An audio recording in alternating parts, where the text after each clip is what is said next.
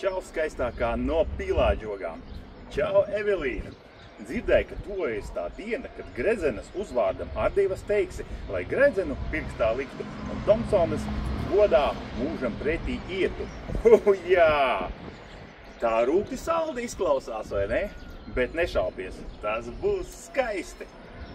Pirms tu topi par sievu, tavas draudzenes grib vēl pēdējo reizi izārdīties ar Grezenu Evelīnu, izkustināt gurniņus, dejot, uztrenēt presītes, smejoties un palaist tevi dzīvē par vienu lielu piedzīvojumu bagātāku. Kas tev jāzina? 2. maijā 12. eksporta ielā tevi sapulcēs un dienas tērpu tev atvedīs. Nu jauki, vai ne? Piedzīvojumu somā paņem ID karti, pāris seksīgas svētku drēbes un apaus tā, lai pa pilsētu vērti staigāt, vai ne? Pidžamu un savu visķecerīgāko noskaņojumu, protams, kā nu bez noskaņojuma. Ai pīlāģoga, rūkti saldā, kādēļ tu paliki?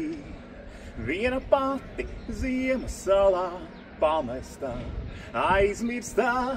Ai pīlāģoga, rūkti saldā, kādēļ tu paliki?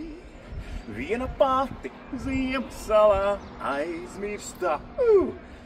Jā, lai tev lieliska diena un bučiņas uz visām vietām. Jā, to es tev ar no sirds novēlu, Sandis Kilps, un, protams, pievienojas sveicienam tavas labākās draudzenes. Un ko, es saprotu, ka būs nikni, un tad tev arī karstākais sveiciens no Spānijas, vai ne? Tagad ir saulrietis man te lojā un redz, cik tas skaisti viss izskatās. Ko, lai tev šī diena, Evelīna, izdodas.